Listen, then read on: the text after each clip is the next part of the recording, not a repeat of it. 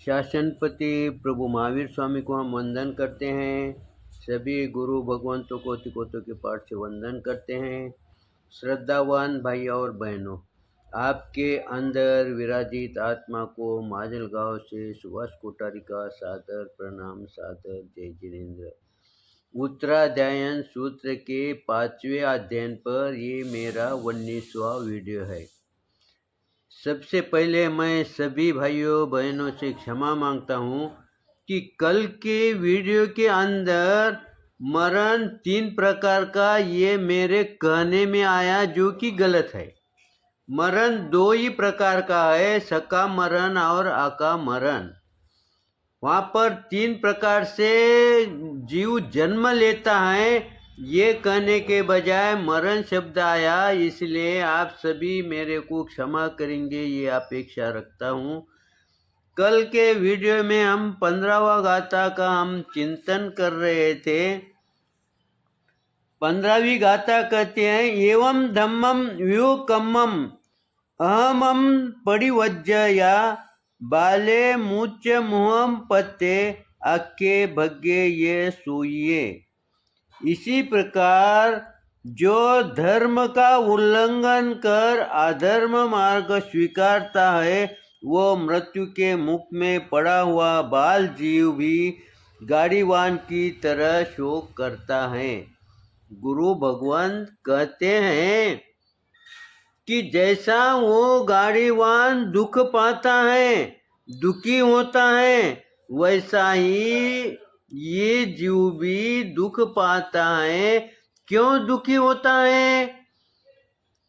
क्योंकि अब उसके बात में उसके ध्यान में ये बात आ गई है कि मैंने अपने माता पिता का कहना नहीं माना, मैंने गुरु भगवंतों का कहना नहीं माना, मैंने शास्त्रों की बात नहीं मानी और मैंने मेरे हिसाब से चलने के कारण मुझे दुख हुआ है। वो आगे कहता है, इस प्रकार जो अहिंसा का यानी धर्म पथ का उल्लंघन करता है, अधर्म पथ को स्वीकार करता है, वो मृत्यु के मुख से पड़ा हुआ अज्ञानी जीव इस तरह का शोक करता है। वो कहता है कि मेरे को बार बार मुझे समझाने के पश्चात भी मैंने गलती किया, जानबूझ के किया या अनजान में किया, लेकिन मैंने किसी की बात नहीं सुनी है, तो मुझे ये दुख भोगना पड़ेगा। अब उसे डर लगने लगा है। क्यों डर लगने लगा है? अब वो हताश हो गया है, वो चारों तरफ से मजबूर हो गया है। अब उसका शरीर साथ नहीं दे रहा है, अब उसका मन भी साथ नहीं दे रहा है। गुरु भगवान समझाते हैं, शरीर भले ही साथ न दे, लेकिन आपका मनोबल अगर तंदुरुस्त होगा, मजबूत होगा, तो आपको डर नहीं लगेगा।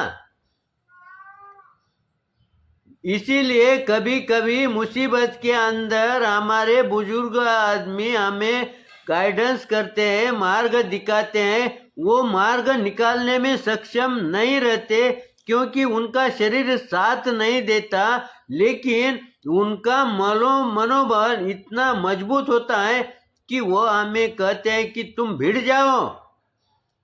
वो हमारे मनोबल को जागृत करते हैं और हमारे को उस समस्या से, उसमें से सही सलामत बाहर निकालते हैं, क्योंकि उनका मनोबल मजबूत होता है। उनका मनोबल मजबूत क्यों होता है? क्योंकि वो सही होते हैं। यहाँ पर हमारा मनोबल क्यों दुर्बल हो गया है, क्यों कमजोर हो गया है?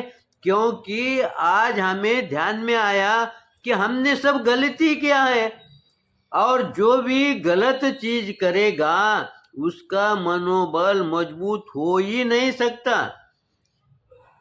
फिर ये बात हमारे संसार में कहाँ बैठती है? एकादा भाई घर के अंदर, दुकान के अंदर अगर हमें भिड़ जाता है, लेकिन उसकी बात अगर गलत होंगी तो वो मनोबल उसका मजबूत नहीं होता है और तुम्हारा शरीर साथ नहीं भी दिया, लेकिन तुम्हारा मनोबल मजबूत होने के कारण तुम उससे भिड़ जाते हैं और वो वहाँ से दूर हो जाता है, निकल जाता है, वापिस हो जाता है, क्योंकि उसका मनोबल साथ नहीं देता है।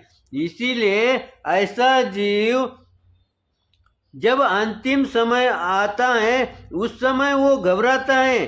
आगे गुरु भगवंत क्या कहते हैं, ऐसा जीव साफ रास्ता जानता हुआ भी गाड़ी वाहन जैसा जानबूझकर उबड़ खाबड़ रास्ते से अपनी गाड़ी ले जाता है और गाड़ी टूटने पर पश्चाताप होने पर वैसे ही यहाँ पर हमारा भी जानबूझकर जब हम होश में घुस जाते हैं, हम माता पिता के वाणी को, उनके बातों को विपरीत जानकर या उनके बातों को महत्व न देकर आगे बढ़ते हैं, तब हमारे को भी पश्चाताप आता है।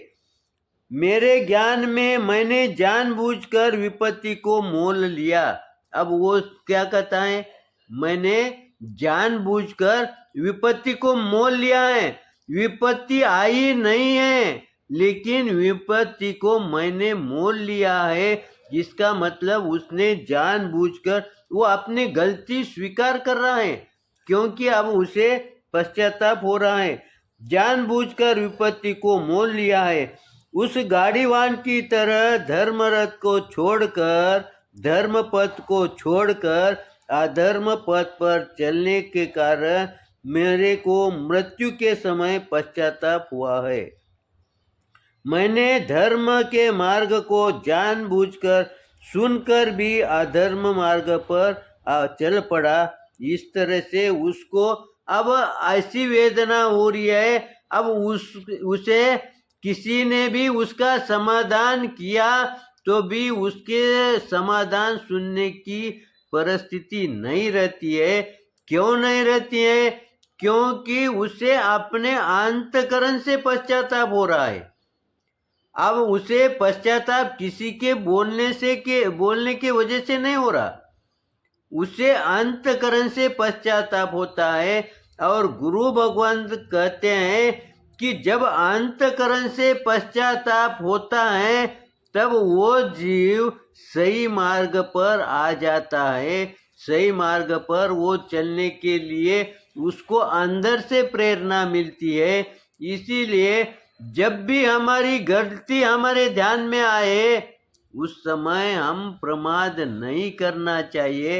इस तरह से 15वें गाथा के अंदर गुरु भगवंतों ने समझाया है, जिसका हमने चिंतन किया है। अब 16वें गाथा के अंदर गुरु भगवंत क्या कहते हैं, प्रभु से मरणंतम्पि बाले संत सही भया आका मरणम मरई धुते व कलिना जिए। 16वें गाथा के अंदर गुरु भगवान समझाते हैं, इसके पश्चात वो अज्ञानी जीव अंतिम समय सामने दिखने के कारण उसे भय उत्पन्न होता है। भय उत्पन्न होने से उसे अपनी गलती ध्यान में आने लगती है। अकामरणम, अकारम मरण यानी वो मरने के स्टेज पर खड़ा है, उस समय उसको पश्चाताप होता है। तब वो अज्ञानी जीव मनुष्य मृत्यु के समय उपस्थित होने पर परलोक भय से संस्कृत होता है, संस्त्रस्त होता है, यानी उसको अंदर से अपने आप पर ही क्रोध आने लगता है। और ऐसा जीव दाव पर हारे हुए जुआरी के तरह, जैसा कोई जुआरी है जो ताश खेलता है, उसका उदाहरण गुरु भगवंतों ने दिया है कि जैसे जुआरी अपनी सब कुछ पूंजी हारने के पश्चात जैसे उसकी स्थिति होती है, वैसी स्थिति इसकी हो गई है, वैसा उसका मनोबल हो गया है। क्योंकि उसने अब सब कुछ हार गया है, अब उसके पास कुछ बचा है क्या? उसके पास कुछ बचा नहीं है, लेकिन एक चीज बची है। कौन सी चीज बची है?